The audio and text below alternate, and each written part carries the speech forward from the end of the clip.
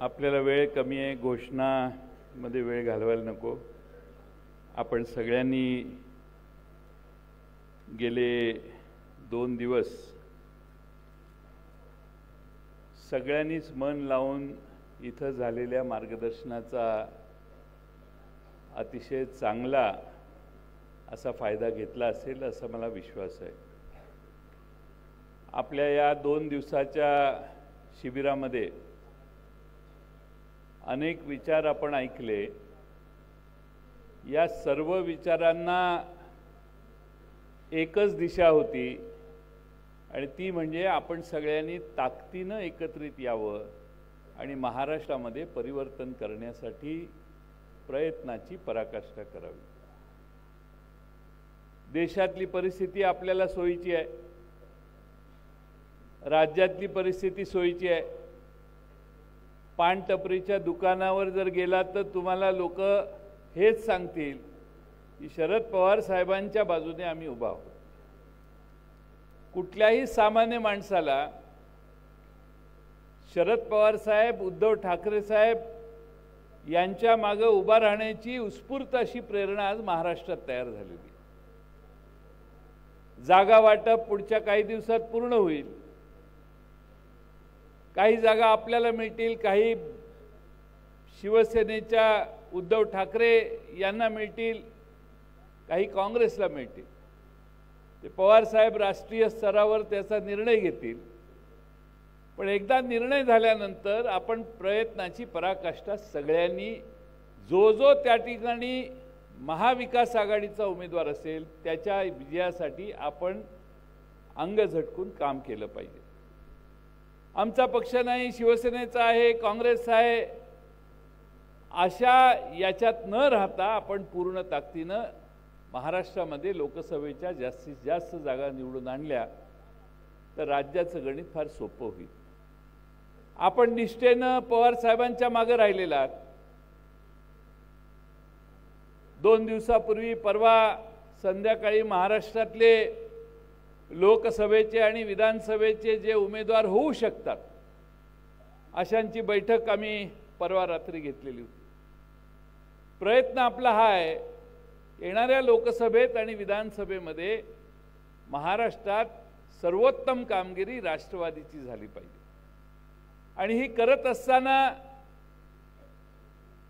काही मुठभर लोकांनी तुमच्या मतदारसंघामध्ये वेगळी भूमिका घेतली असली तरी तुम्ही खालच्या सामान्य माणसाला विचारायला गेला तर माणसं म्हणतील की आम्हाला आता नवा नेता हुडकायचा आणि त्या नव्या नेत्याचा शोध आपल्या सगळ्यांना आहे। एखाद्या मतदारसंघातले सगळेच निघून गेले असतील तर त्या ठिकाणी नवा माणूस उभा करण्याचं काम, ज्याच्या मागे सर्व मान्यता असेल आणि सर्वांचा पाठिंबा असेल असा माणूस उभा करण्याचं काम देखील आपल्या सगळ्यांना करायचं। आणि म्हणून माझी पहिली विनंती आहे, मी नेहमीच सांगत असतो की तळागाळापर्यंत पोचायचं काम करूया। आणि तळागाळापर्यंत पोचत असताना काल शेवटचं एक प्रेझेंटेशन नीरज जैन यांनी केलं।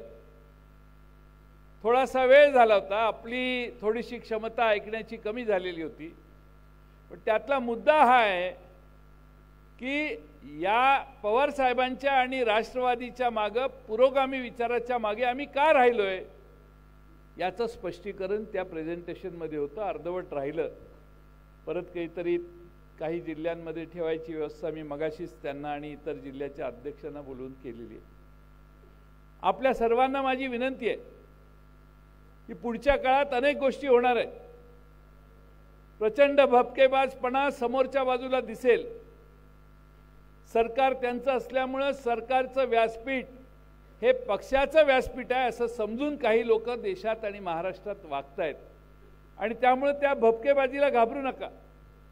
सत्ता असते त्यावेळी असा फुगवटा असतो, त्यामुळं हा जो फुगवटा असतो तो ज्यांच्यासाठी गोळा झालेला असतो त्यांच्या विजयासाठी नसतो, अंदाज घेण्यासाठी असतो की हे येणार आहेत का दुसरे येणार आहेत।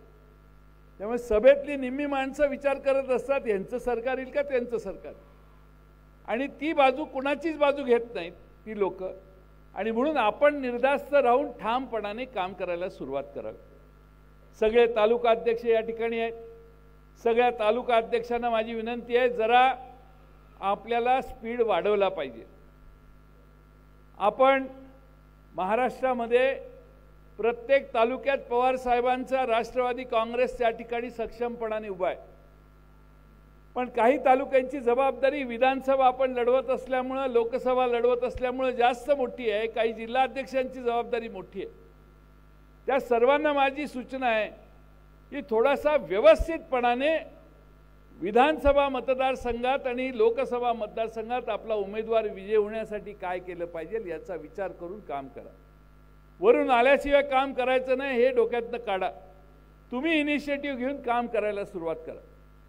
हे काम करत असताना आज राज्यामध्ये फार मोठ्या प्रमाणात जी महागाई आहे, शेवटी कसं असतं, आपण आपले मुद्दे सोडून देतो आणि समोरच्यांच्या मुद्द्यांच्या मागे लागतो. आज आपण दडपशाहीचं वातावरण आहे. तरुणांनी लोकसभेत उडी मारली. हे आमचे दोघे संसद रत्न हे सस्पेंड झाले. असे अनेक रत्न लोकसभेतनं 143 का 151 रत्न घरी पाठवली त्यांनी. आज या देशामध्ये यांचा गुन्हा काय, तर लोकसभेत त्यांनी मागणी केली की ती आत कशी आली ह्याची चर्चा करा. चर्चा होऊन द्यायची नाही हा ठाम निर्धार करून सत्तारूढ पक्ष लोकसभा आणि राज्यसभा चालवत असेल तर जवळपास एवढ्या मोठ्या प्रमाणात देशातही कधी निलंबनाची संख्या झाली नव्हती. निलंबित करायचं आणि राज्य चालवायचं ही नवी पद्धत या निमित्तानं आता आपल्या सगळ्यांना अनुभवायला मिळणार आहे. महागाईचा रिपोर्ट तुम्हाला आकडे माहिती आहेत. महागाईवर बोललं पाहिजे. महागाई झाल्यानंतर या देशातल्या बेकारीवर आपण बोललं पाहिजे. देशाच्या अर्थशास्त्रावर आपण बोललं पाहिजे. 205 लाख कोटी रुपये, फार नाही 205 लाख कोटी रुपये या देशावर कर्ज आहे. हे तुमच्या प्रत्येकाच्या डोक्यावर कर्ज आहे, हे विसरू नका. देशावर कर्ज म्हणजे देशात राहणाऱ्या प्रत्येकावर कर्ज. आणि त्यामुळे 205 लाख कोटी रुपये जर कर्ज आपल्या डोक्यावर झाले असेल आणि इंटरनॅशनल मॉनिटरी फंडाने सांगितलेलं असेल की आता 81% GDP कर्ज जे आहे त्या GDPच्या 81% झालेलं आहे. अजून जरा पुढे गेलं तर 100%वर जाईल आणि मग शेजारच्या बांगलादेश आणि श्रीलंकेसारखी अवस्था होण्याची शक्यता आहे. याची देखील लोकांना जरा जाणीव करून द्या. मी आपल्याला हे का सांगतोय तर आपण दुसऱ्या मुद्द्यांवर चर्चा करत असतो. राम सगळ्यांचाच आहे पण त्यात अडकू नका. राम आपलाही आहे, त्यांचाही आहे, कुणाचा आहे, सगळ्यांचाच आहे. राम काही आपला नाही आहे असं नाही. आपणही सर्वजण रामभक्त आहोत. त्यामुळे याच्यात अडकू नका. या देशातल्या राज्याच्या आणि देशाच्या सरकारमध्ये बसलेल्या लोकांच्या उणीवा लोकांच्या समोर मांडायचं काम करा. आणि त्यासाठी माझी आपणाला विनंती आहे की तुम्हाला माहिती आहे की नाही माहीत नाही, पण फॅमिली सेव्हिंग्ज या दशकामध्ये सगळ्यात निश्चांक कुटुंबाच्या सेव्हिंगमध्ये, कुटुंबाच्या बचतीमध्ये देशात 10 वर्षात सगळ्यात निश्चांकी वर्ष हे आहे. एवढी महागाई वाढलेली आहे की आता संसारातलं काही बचत करायला राहिलं नाही. अशी परिस्थिती देशातल्या अनेक कुटुंबाची आहे. त्यावर बोला. राज्याच्या इकॉनॉमीवर बोला. राज्याच्या इकॉनॉमीबद्दल मी सांगितलं तुम्हाला. काही माजी आमदार, माजी खासदार आणि आमदार इथं आहेत. राज्य सरकारने बजेट मांडलं. ते बजेट मांडलं त्या दिवशी सरकारने सांगितलं 17,000 कोटी रुपये आमचे डिफिसिट आहे. मी हे 17,000 कोटी जूनमध्ये विधानसभेचं अधिवेशन झालं. 44,000 कोटी रुपये डिफिसिट आहेत. 44,000 कोटीच्या पुरवणी मागण्या आहेत. आधी 17,000 कोटी मायनस असणाऱ्या सरकारने 44,000 कोटीच्या पुरवणी मागण्या विधानसभेतून मंजूर करून घेतल्या. काल परवा विधानसभेचं डिसेंबरला अधिवेशन झालं. 55,000 कोटी रुपयाच्या परत पुरवणी मागण्या केल्या. आणि जे शेतकऱ्यांचं अमकं तमकं करतो, आम्ही जे प्रेशर आणलं, आम्ही भुसारा साहेबांनी, आमच्या राजेश टोपेंनी, अनिल बाबूंनी, अशोकराव पवारांनी या सगळ्यांनी भाषणं केल्यावर सरकारने दबाव आल्यानंतर घोषणा ज्या केल्या त्या घोषणांची बेरीज 44,000 कोटी. म्हणजे खिशात नसताना या राज्य सरकारने 1,60,000 कोटी रुपयाची आश्वासनं महाराष्ट्राला दिलेली आहे। तुम्हाला वाटत असेल आता नारळ फोडला, हे पूल होईल, तो रस्ता होईल, काही होणार नाही, काळजी करू नका। कारण 50 कोटी रुपयाच्या कामाला 1-2 कोटी दिले, टेंडर काढले, टेंडर काढल्यावर जो त्या आहे त्याने त्याचा हिशेब आहे, नारळ फोडलेला आहे, इव्हेंट झालेली आहे। आता पेमेंट करायला सरकारच्या तिजोरीत जयसिंगराव गायकवाड पैसे नाहीत। तुमचा कोण मित्र कॉन्ट्रॅक्टर असेल तर त्याला सांगा, जेवढे अकाउंटवर आहेत तेवढंच काम कर, जादा केलं तर घोटाळा होईल। कारण महाराष्ट्रामध्ये 1,60,000 कोटी, म्हणजे माझी प्रॉपर्टी 10 कोटीची असेल आणि मी 60 कोटीची आश्वासनं दिली असतील तर ते गणित महाराष्ट्रातल्या जनतेचा आणि आमदारांची फसवणूक आहे असं माझं मत आहे। ते बिचारे आमदार आता भयाने गेलेले आहेत की आपल्याला पैसे मिळाले पाहिजेत।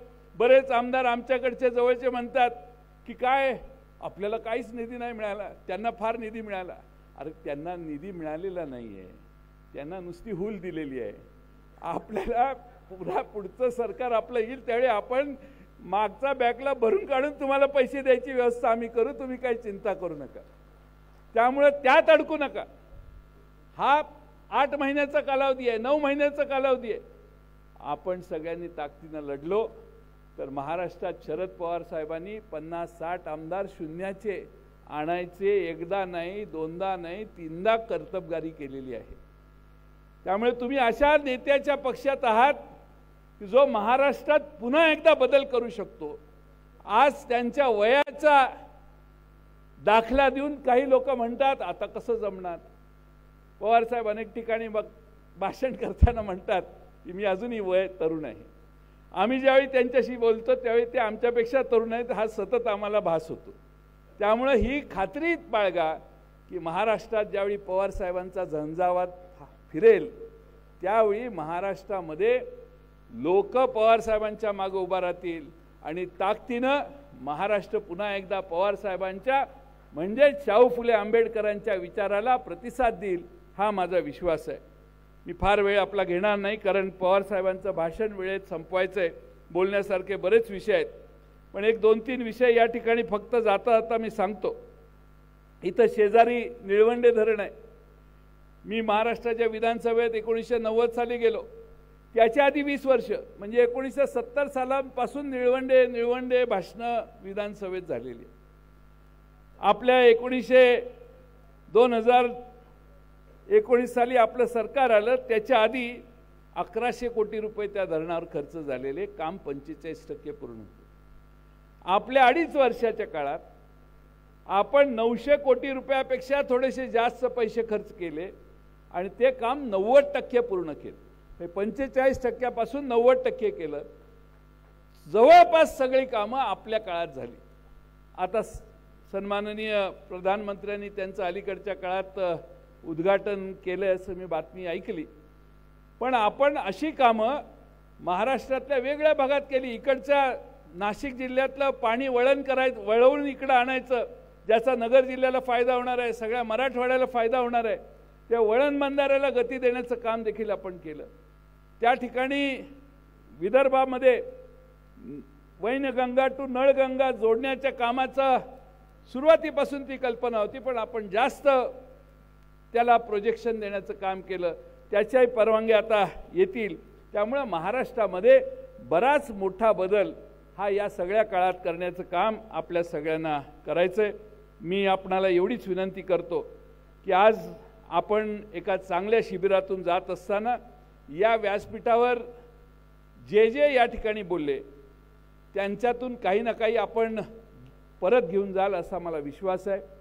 आज या ठिकाणी एक चांगलं शिबिर या ठिकाणी भरवलं आणि त्या शिबिराच्या पूर्ततेसाठी राहुरीचे आमदार प्राजक्त तनपुरे, इथले कार्याध्यक्ष संदीप वरपे, राष्ट्रवादी काँग्रेस शिर्डी शहर अध्यक्ष महेंद्र शेळके, आपले जिल्हा अध्यक्ष राजेंद्र फाळके, या ठिकाणी साई पालखी निवाराचे मॅनेजर स्वप्नील शिंदे, आपले पक्षाचे सचिव सरचिटणीस बसवराज पाटील, शेखर माने, या निमित्तानं राहुरी तालुका राष्ट्रवादी काँग्रेस पक्षाचे सगळेच कार्यकर्ते जे रात्रंदिवस हॉटेलमध्ये आणि इथं राबतायत, ते सगळे आमचे राहुरी तालुका प्राजक्तच्या बरोबरचे सगळे सहकारी, या सगळ्यांचे आभार मानतो।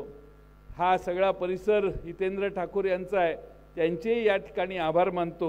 आज आपल्या सगळ्यांच्याचमुळं मागच्या वेळी जे शिबिर झालेलं त्यात बऱ्याच सुधारणा करून हे शिबिर होतं आहे, त्यामुळं काही उणिवा राहिल्या असतील तर ती माझी जबाबदारी आहे, पण जे चांगलं केलं ते ह्या सगळ्यांनी केलेलं आहे। त्या सगळ्यांसाठी जरा जोरदार टाळ्या आपण सगळ्यांनी माराव्यात ही विनंती करतो। आपल्या सगळ्यांच्या समोर या ठिकाणी आदरणीय पवारसाहेब या ठिकाणी येत आहेत। मी पवारसाहेबांना विनंती करतो की त्यांनी व्यासपीठावर यावं। एक महत्त्वाचा कार्यक्रम पवारसाहेब व्यासपीठावर आल्या होणार आहे आणि तो म्हणजे बाळ्यामामा म्हात्रे हे ठाणे जिल्ह्याचे लोकशाही मराठी ऐका, पहा, जागरूक रहा।